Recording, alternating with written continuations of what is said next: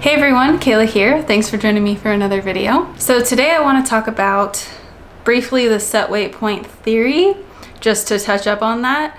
And then also because I've been hearing a lot of people talking about how they don't necessarily know their set weight point, and so they're wondering if that has an effect on if they can get back to their set weight point. For people that have dieted maybe their whole life, since they were a kid, since they were a teenager, or they started dieting or restricting or overexercising at a point at which they probably weren't at their adult set weight point yet.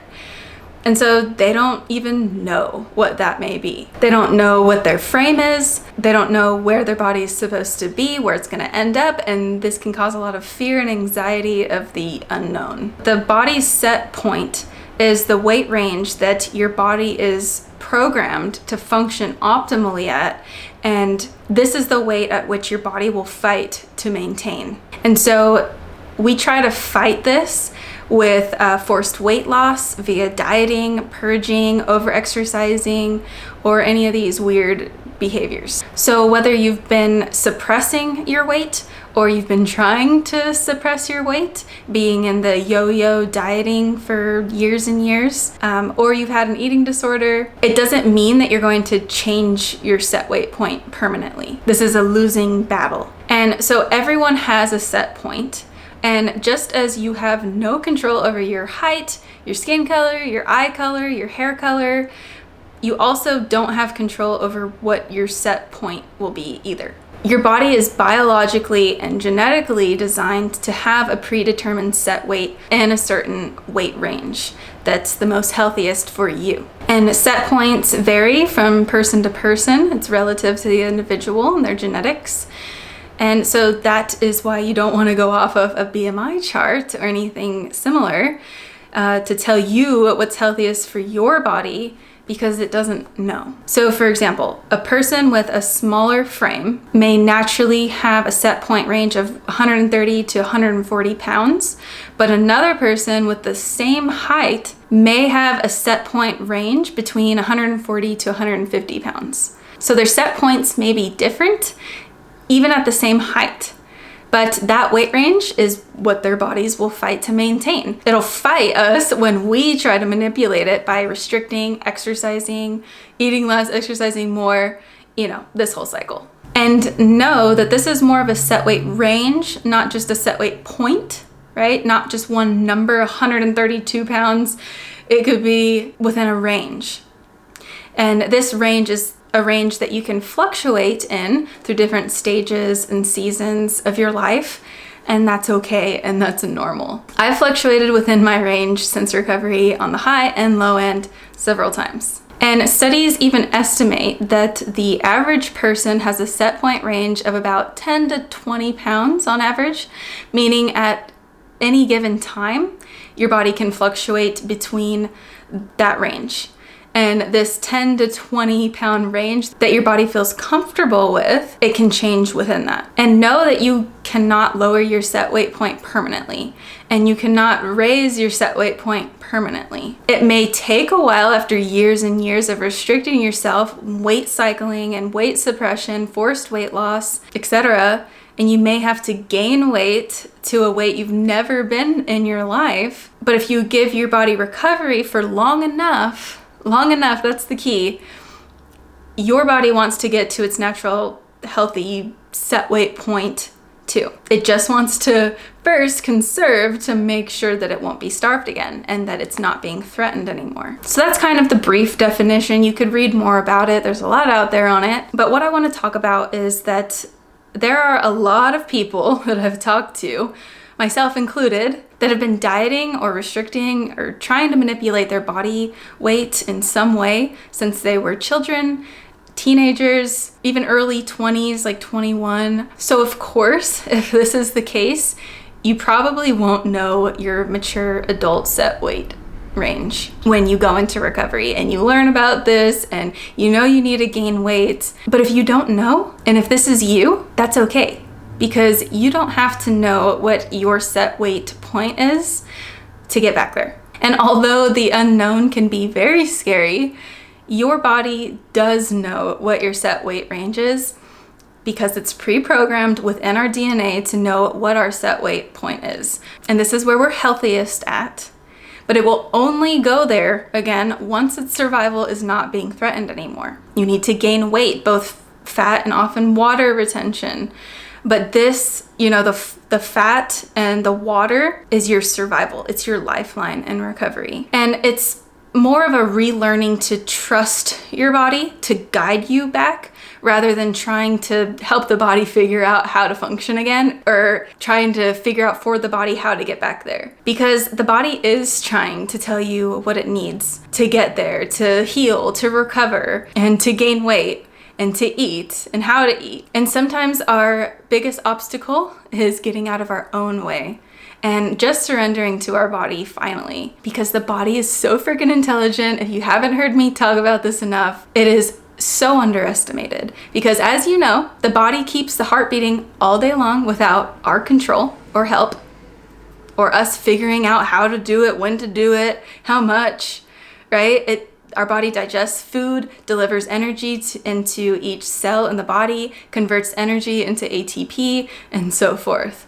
So if you can just trust that the body has this part covered too, it's just that the body needs a chance to show you that it does have it figured out, and you don't have to control it to get there. It's definitely a relearning process and a learning how to trust the body again.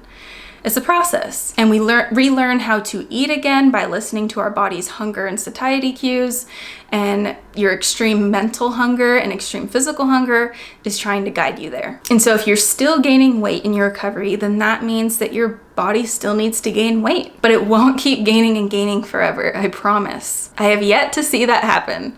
The people that keep gaining are the people that keep restricting, keep falling into an energy deficit, not really committing to the process, and just allowing themselves to fall in quasi-recovery.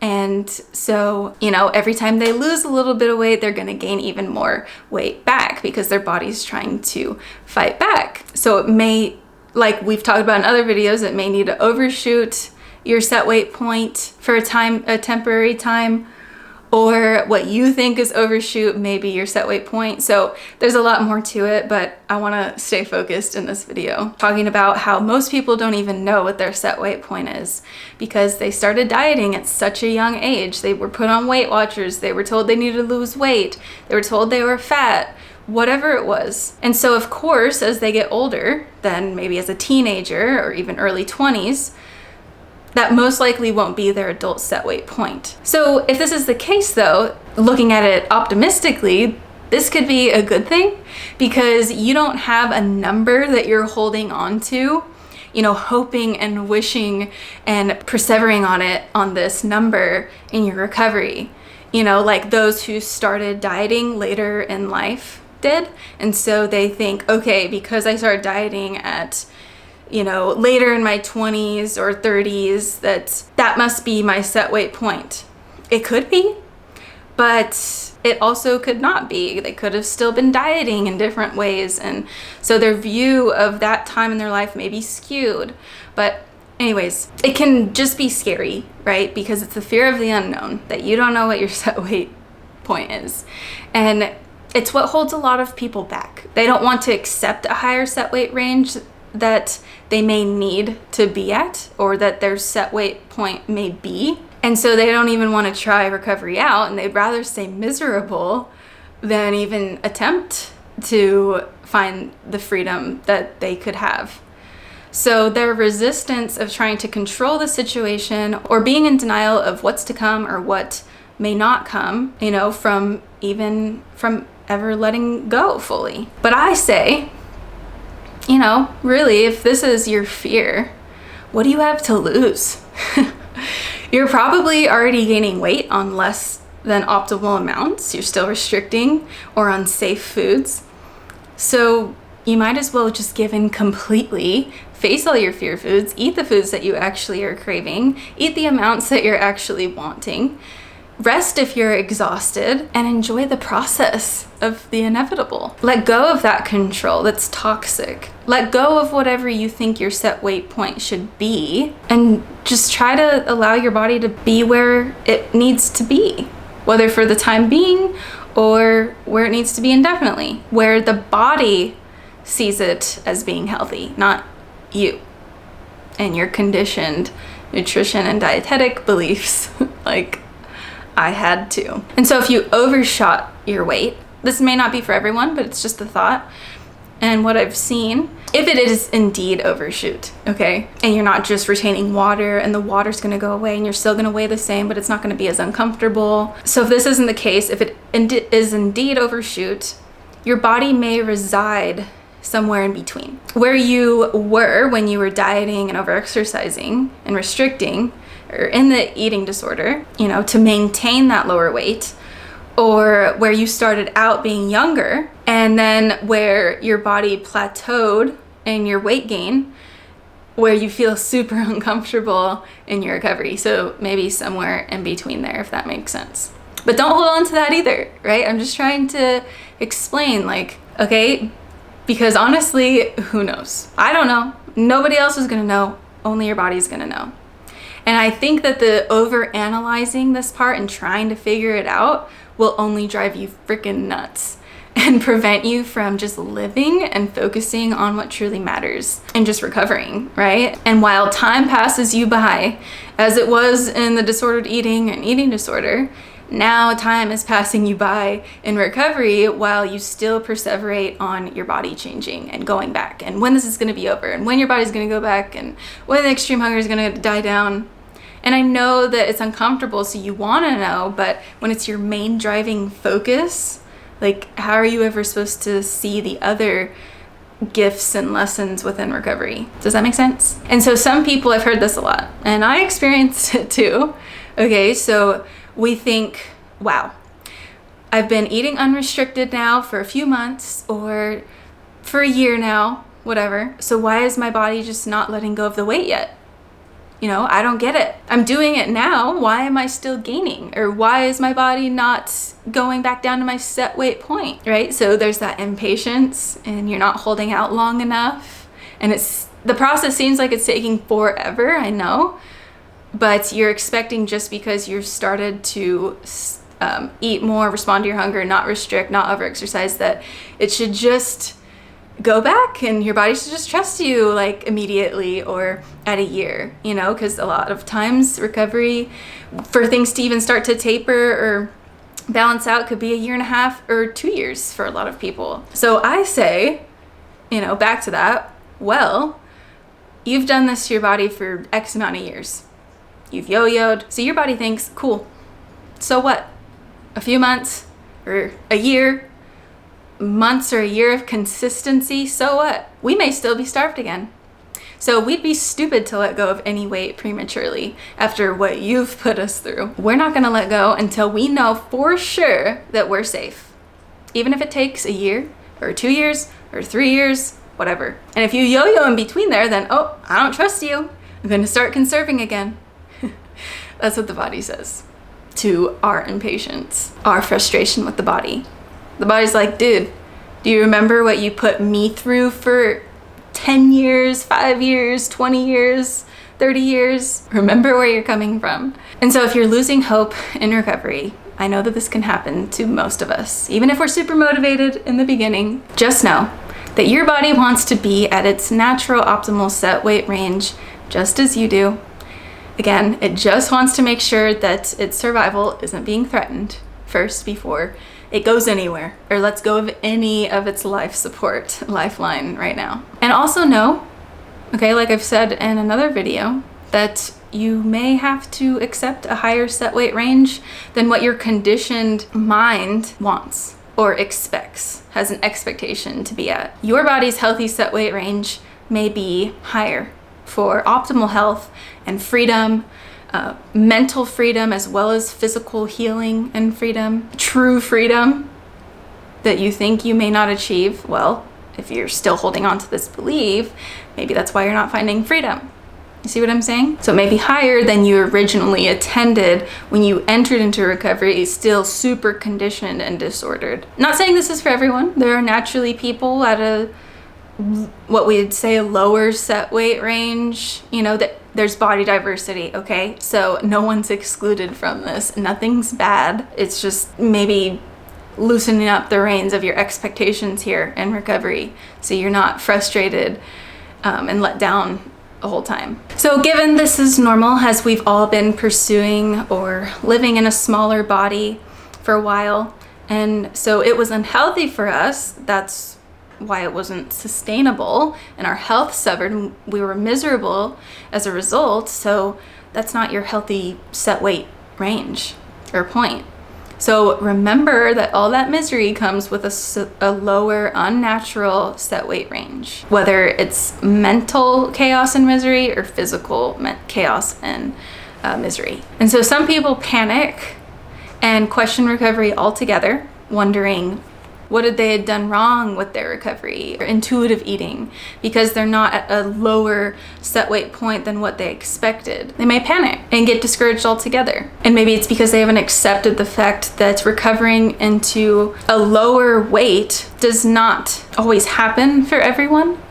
It's not the norm. It's not the standard of your success in recovery if you get to a lean body again, and that your body's not doing anything wrong if it has a set weight point that our conditioned mind doesn't agree with. So remember, it's shifting your focus, your perspective to true health, internal health, mental health, true physical health, and healing, rather than turning recovery into just yet again another weight loss gimmick, solely. So these mindset shifts will help get you through and persist. And what comes of it at the end of your recovery, that's what comes of it. It's just not having these expectations. So why are you really recovering? I've heard this before, right? Someone was saying, like, I'm almost 2 years into recovery and I haven't lost weight. I eat super healthy, so I'm a bit worried. And so again, this is all individual. I'm doing a YouTube video. It's not as tailored to each individual. I don't know where you are coming from, where you're at, but just vaguely, some things to ask yourself, or I would ask you, would be, when you say super healthy, what does that mean? Are you trying to be super healthy consciously earlier on when you're still having extreme cravings for these foods that you've deemed as unhealthy, bad, or off limits? Because later in recovery, those cravings naturally die down typically. But if you're trying to do it consciously and you never allowed yourself to go through that period of facing all these fear foods, then you're still restricting, So what are you eating? And does this mean that you're restricting these deemed unhealthy foods that your body is actually craving, and you need to go through that period of getting over those fears? And so another thing would be have you taken a complete rest from exercise at all? Did you just continue exercising the whole time? You didn't ever give your body a break. How is your relationship towards exercise? Where is the intention coming from? And how much are you doing now? Are you exhausting yourself? Do you feel exhausted after? And then again, are you trying to get to a set weight point? It's not your set weight point.